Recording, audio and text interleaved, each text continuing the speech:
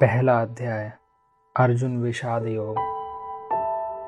यह दृश्य उस समय की है जिस समय अर्जुन ने भगवान श्री कृष्ण को अपना रथ दोनों सेनाओं के बीच ले जाने के लिए कहा, ताकि वह दोनों ओर से लड़ने वाले महावीरों को अच्छी तरह से देख ले जिनसे उसे युद्ध करना है।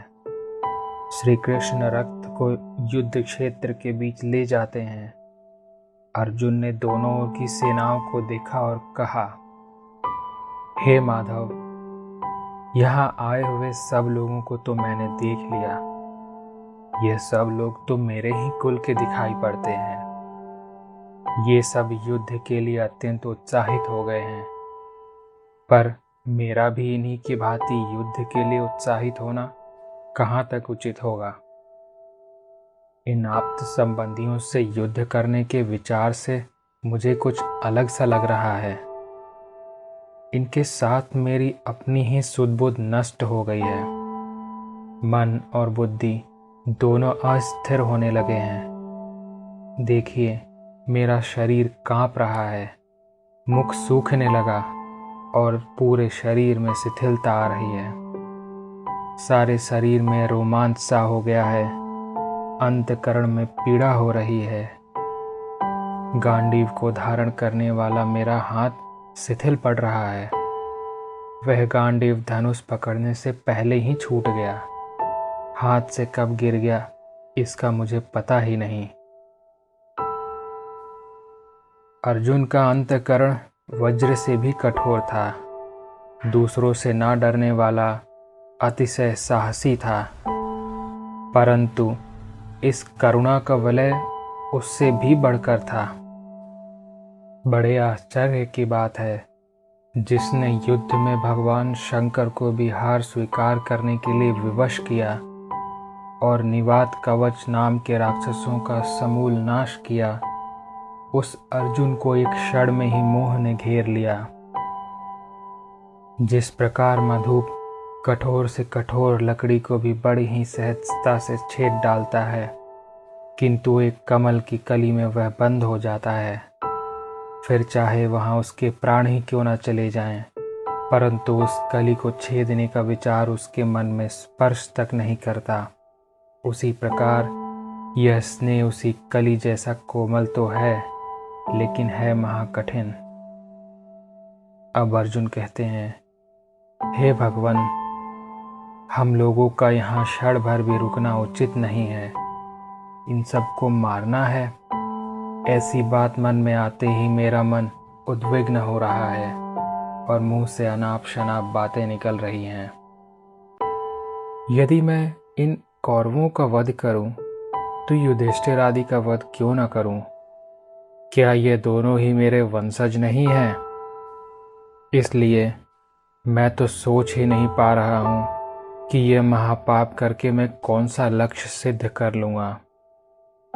हे देव, हर तरह से सोच विचार करने पर मुझे तो यही प्रतीत होता है कि स्वजनों से युद्ध करना ही सर्वथा अनुचित होगा।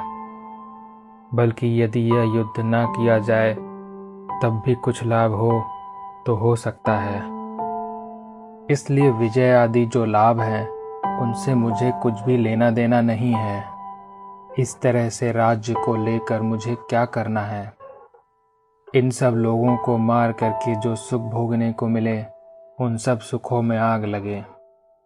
यदि वे सुख भोगने को ना मिले, तो उस दशा में चाहे जो कुछ भी हो, वह सब सहन किया जा सकता है। किंतु इसके लिए तो यदि प्राण भी गंवाने पड़े, तो वह भी मुझे स्वीकार है। पर यह बात मुझे स्वप्न में भी स्वीकार नहीं कि पहले तो मैं इन्हें मारूं और फिर स्वयं राज्य सुख भोगूं। यदि मैं इन गुरुजनों का ही अहित सोचूं, तो फिर मेरा जन्म लेना ही व्यर्थ है। इसके बाद भी यदि मेरा जीवन रह गया, तो भी किसके लिए? हर एक की इच्छा होती है कि मेरे आगे की पीढ़ी और आगे बढ़े। क्या उसका परिणाम यही है कि हम अपने वंश का समूल नाश कर डालें? अब यह बात भला मन में कैसे आ सकती है कि हम स्वजनों के प्रति वज्र के समान कठोर हो जाएं? हमें तो यथासंभव इन लोगों की भलाई ही करते रहनी चाहिए। वैसे तो होना यह चाहिए कि हमारे द्वारा जुटाई गई सुख सामग्री का यही लोग उपभोग करें। इतना ही नहीं, इन लोगों के लिए तो हमें अपने जीवन को भी न्यौछावर कर देना चाहिए। सबसे उत्तम बात तो यह होती कि हम दिग दिगंत तक के समस्त भूपालों को जीतकर अपने वंशजों को ही संतुष्ट करें। इस समय हमारे वही सब भाई बंधु यहाँ हैं, किंतु विधि का विधान कुछ ऐसा प्रतिकूल आ पड़ा है कि ये लोग अपने धन संपत्ति और पत्नी पुत्र आदि सबको त्याग कर और अपना जीवन शस्त्रों की नोक पर लटकाकर यहाँ एक दूसरे को मारने मरने के लिए उपस्थित हैं। फिर ऐसे लोगों की हत्या भला मैं कैसे करूं? इनमें से किन पर शस्त्र उठाऊं? अपने ही हृदय का घात मैं किस प्रकार करूं? ये कौन है, आप जानते नहीं क्या? जिनके हम पर असाधारण उपकार हैं, ऐसे भीष्म और द्रोण वे उस तरफ खड़े हैं। सभी सगे संबंधी, साले ससुर, मामा भाई बंधु तथा नाती पोते आदि हमारे अपने ही यहाँ उपस्थित हैं। हे माधव, आप जरा ध्यान से देखें कि यहाँ सब लोग अत्यंत निकट के सगे संबंधी ही एकत्रित हुए हैं। इसलिए इन सब बंधु बांधवों के विषय में कोई भी अहितकर वचन बोलना भी मानो अपनी वाणी को दूषित करना है।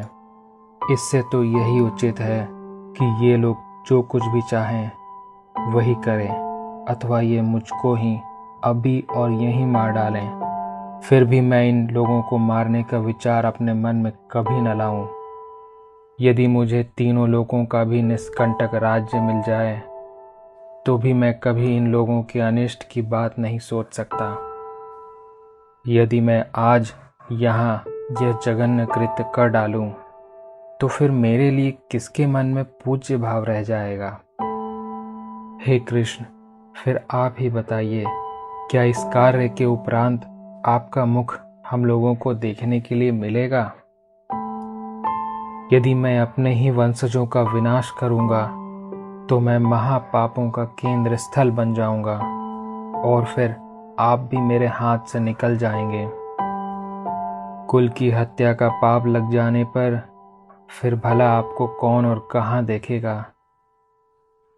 जैसे जंगल में दावाग्नि को देखकर कोकिल वहां पल भर भी नहीं ठहरती, अथवा पंख युक्त सरोवर देखकर चकोर पक्षी उसका तिरस्कार करके वहां से चल देता है, ठीक वैसे ही हे देव, यदि मुझसे पुण्य संचय नष्ट हो जाए तो आप अपनी माया से मुझे मोह में डालकर मेरे पास आएंगे नहीं।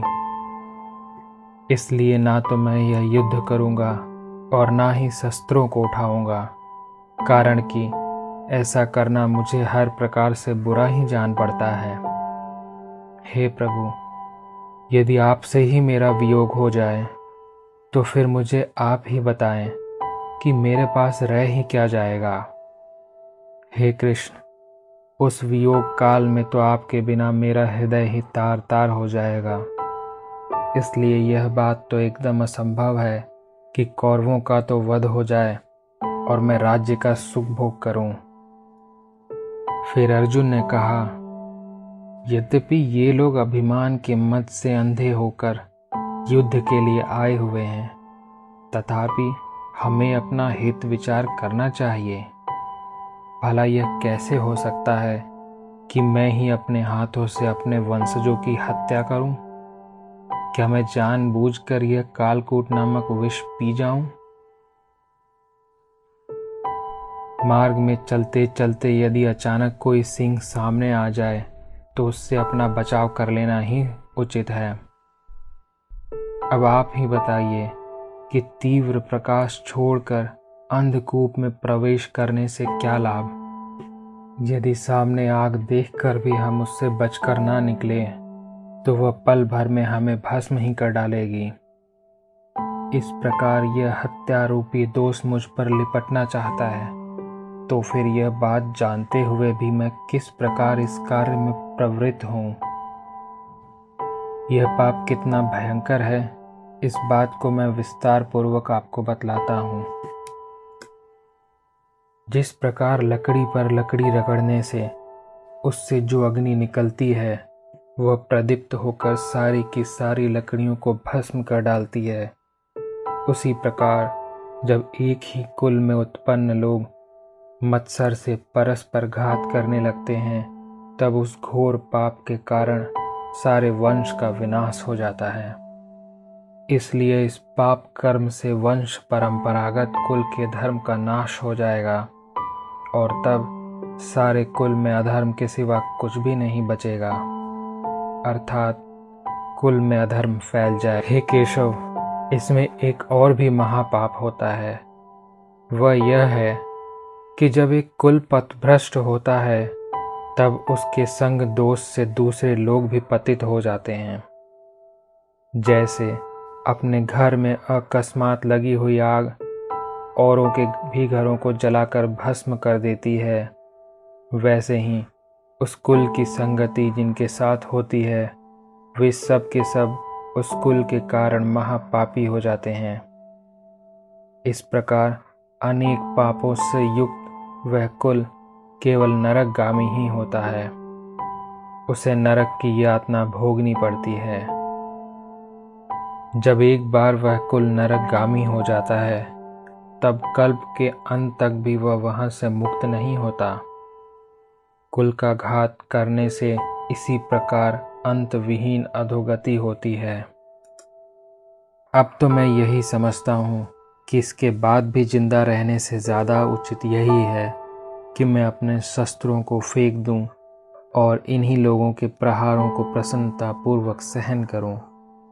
यदि ऐसा करने में मेरे प्राण भी चले जाएं तो भी वह अच्छी बात है, पर यह घोर पाप करने की मेरी तनिक भी इच्छा नहीं।